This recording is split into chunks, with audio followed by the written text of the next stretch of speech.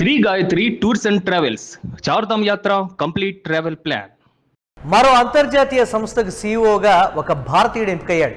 అది ప్రతిష్టాత్మకమైనటువంటి వాట్సాప్కు కొత్త సీఈఓను నియమించింది Meta. Indian entrepreneur CRED founder Kunal షాకు ఈ బాధ్యతలు అప్పగిస్తూ కీలక నిర్ణయం తీసుకున్నారు జుకర్బర్గ్. అధికారికంగా మెటా సీఈఓ జుకర్బర్గ్ ప్రకటించినటువంటి పరిస్థితి. క్రెడ్లో 8,050 కోట్ల రూపాయలు పెట్టుబడి పెడుతోంది మెటా. ప్రస్తుత సీఈఓ విల్ క్యాథ్కార్డ్ ప్లేస్లో కునాల్కు చోటిచ్చారు. వాట్సాప్ కొత్త సీఈఓ గురించి నెట్టింట జోరుగా చర్చ జరుగుతోంది. ఎవరి కునాల్ షా అంటూ గూగుల్లో సెర్చ్ చేస్తున్నారు. ఇప్పటికే పలు అంతర్జాతీయ కంపెనీలకు సీఈఓలుగా భారతీయులు ఉన్నారు. మరొక ప్రతిష్టాత్మకమైనటువంటి సంస్థకి భారతీయుడు సీఈఓగా ఎంపికయ్యాడు. ఎంతో గర్వకారణమైనటువంటి అంశంగా కూడా చెప్తున్నారు. గూగుల్కు సుందర్ పిచాయ్, మైక్రోసాఫ్ట్కు సత్యనాదెళ్ల, అడోబ్కు శాంతను నారాయణ్, ఐబిఎంకు అరవింద్ కృష్ణ, యూట్యూబ్కు నీల్ మోహన్, పాలో ఆల్ట్కు నిఖేష్ అరోరా. ఈ నేపథ్యంలో మరొక అంతర్జాతీయ సంస్థకు సీఈఓగా ఒక భారతీయుడు. దీనికి సంబంధించి కూడా నెట్టింట కునాల్ షాకు సంబంధించి ఒక జోరు చర్చ అయితే జరుగుతోంది. కునాల్ షా క్రెడ్ సక్సెస్ఫుల్గా నడిపిస్తున్నటువంటి ఒక వ్యక్తి. కునాల్ షా ఒక వ్యాపారవేత్త కొడుకు. ఆయన బాల్యం కూడా అంత సాఫీగా కూడా సాగలేదు. రైట్, ఎస్, మనం ఒకసారి స్క్రీన్ మీద చూస్తున్నాం. జుకర్బర్గ్ కునాల్ షాను మెటాకి సంబంధించి WhatsApp next leader Kunal Shah అంటే ఒక సీఈఓగా, వాట్సాప్కు సీఈఓగా మేము నియమిస్తున్నాము అనే దానికి సంబంధించి కూడా జుకర్బర్గ్ చేసినటువంటి ట్వీట్ను కూడా మనం చూస్తున్నాం. అయితే ఒకసారి కునాల్ షాకి సంబంధించినటువంటి కొన్ని ఆసక్తికర విషయాలు అలాగే నేపథ్యాన్ని కూడా ఒకసారి మనం చూద్దాం. జూన్ 2026లో జరిగినటువంటి ఒక భారీ పరిణామంలో ప్రపంచ దిగ్గజ సంస్థ మెటా కునాల్ షాను వాట్సాప్ గ్లోబల్ హెడ్గా ప్రకటించడం అది ఒక సంచలనం అనే చెప్పాలి. భారతీయ స్టార్టప్ రంగంలో అత్యంత ప్రతిభావంతుడైన సీనియర్ వ్యాపారవేత్తగా, ఇన్వెస్టర్గా కునాల్ షా అపారమైనటువంటి గుర్తింపు అయితే తెచ్చుకున్నారు. కేవలం క్రెడ్ ఫౌండర్గానే కాకుండా భారతీయ టెక్ ప్రపంచంలో సరికొత్త ఒరవడిని, విభిన్న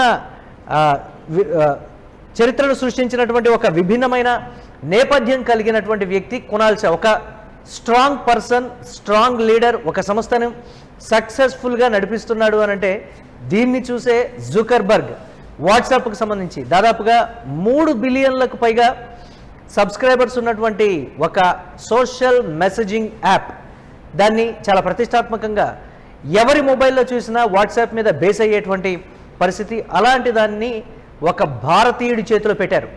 ఒక సీఈఓగా కునాల్ షాని ఎంపిక చేయడం కూడా ఒకంత సంచలనం అనే చెప్పాలి. ఆయన నేపథ్యం, వ్యాపార ప్రస్థానానికి సంబంధించినటువంటి ఒకసారి ఆ డీటెయిల్స్ కూడా చూద్దాం. కునాల్ షా 1983 ముంబైలో ఒక సాధారణ వ్యాపార కుటుంబంలో జన్మించారు. ఆయన టీనేజ్లో ఉన్నప్పుడు కుటుంబం తీవ్ర ఆర్థిక సంక్షోభాన్ని ఎదుర్కొంది. ఫైనాన్షియల్ కష్టాల నుంచి తాను ఈ స్థాయికి ఎదగడానికి సంబంధించి కూడా ఒకంత చర్చ అయితే జరుగుతుంది.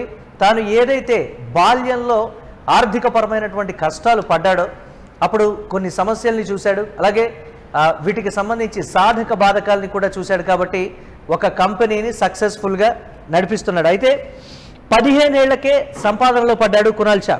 కుటుంబానికి అండగా నిలిచేందుకు కునాల్ 15 ఏళ్ల వయసులోనే కొరియర్ బాయ్గా, డేటా ఎంట్రీ ఆపరేటర్గా, అలాగే ట్యూషన్లు చెబుతూ రకరకాల చిన్న చిన్న ఉద్యోగాలు చేయడం అయితే అప్పటికే స్టార్ట్ చేసినటువంటి పరిస్థితి. టెక్నాలజీ కంపెనీలను స్థాపించినప్పటికీ ఆయనకు కంప్యూటర్ సైన్స్ డిగ్రీ లేదు. ముంబైలోని విల్సన్ కాలేజ్ నుండి ఫిలాసఫీలో BA పూర్తి చేశారు. ఆ తర్వాత నార్సీ మోంజీ ఇన్స్టిట్యూట్లో పార్ట్ టైం MBAలో చేరినప్పటికీ థియరీ కంటే ప్రాక్టికల్ బిజినెస్ మిన్నాన్ని భావించి మధ్యలోనే డ్రాప్అవుట్ అయినటువంటి వ్యక్తి కునాల్. కునాల్ షా కేవలం ఒక కంపెనీతో ఆగిపోకుండా వరుస విజయాలు అయితే అందుకున్నారు. పైసా బ్యాక్ 2009లో క్యాష్ బ్యాక్ ప్రమోషన్స్ అందించేటువంటి ఈ చిన్న సాస్ సంస్థతో ఆయన వ్యవస్థాపక ప్రయాణం మొదలైందనే చెప్పాలి. పైసా బ్యాక్ మోడల్ను మరింత విస్తరిస్తూ 2010లో ఫ్రీచార్జ్ను mobile recharge and cash back ప్లాట్ఫామ్గా ప్రారంభించారు.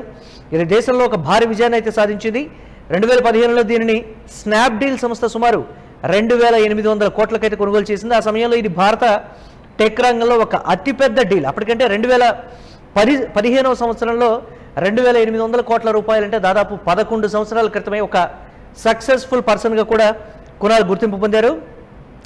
దాని తర్వాత ఫ్రీచార్జ్ విక్రయం తర్వాత 2018లో కునాల్ షా క్రెడ్ను స్థాపించారు. సకాలంలో క్రెడిట్ కార్డు బిల్లులు చెల్లించే ఉన్నత క్రెడిట్ స్కోర్ ఉన్న కస్టమర్లను ప్రోత్సహిస్తూ రివార్డులు ఇచ్చే వినూత్న మోడల్తో దీన్ని తీసుకొచ్చారు. కేవలం కొన్నేళ్లలోనే ఇది $1 బిలియన్ విలువైన యూనికార్న్ సంస్థగా ఎదిగింది. సో క్రెడిట్ కార్డు వాడేటువంటి ప్రతి ఒక్కరి మొబైల్లో క్రెడ్ యాప్ ఉంటుంది. క్రెడ్ యాప్ ద్వారా ఎన్ని బెనిఫిట్స్ ఉన్నాయో అందరికీ తెలిసినటువంటి పరిస్థితి ఉంది. క్రెడ్ యాప్లో ఉన్నటువంటి ఒక బెనిఫిట్ ఏంటి అని అంటే, క్రెడిట్ కార్డు బిల్లు ఒకవేళ సిబిల్ సరిగ్గా ఉండి మనం సకాలంలో చెల్లించకపోతే క్రెడ్ యాప్ ద్వారా మనకు ఉన్నటువంటి క్రెడిట్ కార్డు బిల్ అంతా పే చేసేటువంటి సదుపాయం, అంటే మనకి అప్పుగా ఇస్తుంది. మనం చేసినటువంటి అప్పును తీర్చడానికి క్రెడ్ యాప్ ఒక అప్పు ఇచ్చి దానికి సంబంధించి మన సిబిల్ కరెక్ట్గా ఉంటే మనం ఒక లాయల్ కంటిన్యూగా మంచిగా పే చేసేటువంటి కస్టమర్ అయి ఉంటే మాత్రం క్రెడ్ చాలా బెనిఫిట్స్ని అందిస్తుంది. చాలా వరకు అందులో వచ్చేటువంటి పాయింట్స్ కావచ్చు, ఇతరత్ర అన్నీ కూడా కామన్ మ్యాన్కి యూజ్ అయ్యాయే అనేటువంటి మాట. క్రెడ్ యాప్లో వచ్చినటువంటి పాయింట్స్తో ఇటు ట్రావెల్కి సంబంధించి కావచ్చు, ఎంటర్టైన్మెంట్కి సంబంధించి కావచ్చు, చాలా రకాల కూపన్స్ కూడా అవైలబిలిటీ ఉండేవి. అది కూడా ఒక సగటు కామన్ మ్యాన్ని ఆకట్టుకుందని చెప్పాలి. భారతదేశంలోనే అత్యంత యాక్టివ్ ఏంజల్ ఇన్వెస్టర్లలో కునాల్ షా ఒకరు. ఆయన దేశంలోనే 290కి పైగా స్టార్టప్లలో వ్యక్తిగతంగా పెట్టుబడులు ఇప్పటికే పెట్టారు. వీటిలో ప్రముఖ ఫిన్టెక్ సంస్థలు Razorpay, BharatPe, Groww, Unacademy వంటి ఎన్నో విజయవంతమైనటువంటి కంపెనీలు ఉన్నాయి. యువ వ్యాపారవేత్తలకు మెంటర్గా వ్యవహరిస్తూ వారిని ప్రోత్సహించడంలో కునాల్ ఎప్పుడు ముందుంటాడని సన్నిహితులు అయితే చెప్తూ ఉంటారు. మెటా సంస్థ క్రెడ్ కంపెనీలో దాదాపు 900 మిలియన్ల పెట్టుబడులు పెట్టడంతో పాటు కునాల్ షాను వాట్సాప్ ప్రపంచ వ్యాప్త అధినేతగా ఎంపిక చేసింది. మార్క్ జుకర్బర్గ్ సైతం కునాల్ షా యొక్క బిల్డర్ మెంటాలిటీ మరియు కొత్త ఆలోచన విధానం అయితే ప్రశంసించడం కూడా జరిగింది. ఇక కునాల్ ఒక స్ట్రాంగ్ మెంటాలిటీ తోటి ఒక ఫిలాసఫర్గా ఉండటమే కాదు, ఒక వ్యాపారాన్ని ఏ విధంగా దానికి పునాది వేయాలి, ఏ విధంగా బిల్డ్ చేయాలి, ఏ విధంగా అభివృద్ధిలోకి తీసుకొని రావాలి, ప్రజలందరూ ఆ వ్యాపారంలో ఏ విధంగా భాగస్వాములు కావాలనేదే కునాల్ షా యొక్క మెంటాలిటీ. కునాల్ షా నేపథ్యానికి సంబంధించి అయితే రాబోయే రోజుల్లో వాట్సాప్ మరిన్ని అద్భుతాలు సృష్టిస్తుంది. ఇది జూకర్బర్గ్ టూకీగా చెప్పినటువంటి మాట. గత సీఈఓకి సంబంధించి మాట్లాడుతూ అలాగే కునాల్ షాకు మేము కొత్త బాధ్యతలు అప్పగిస్తున్నాం. వాట్సాప్కు సీఈఓగా గ్లోబల్ హెడ్గా కూడా మేము నియమిస్తున్నాం అనేటువంటి మాట.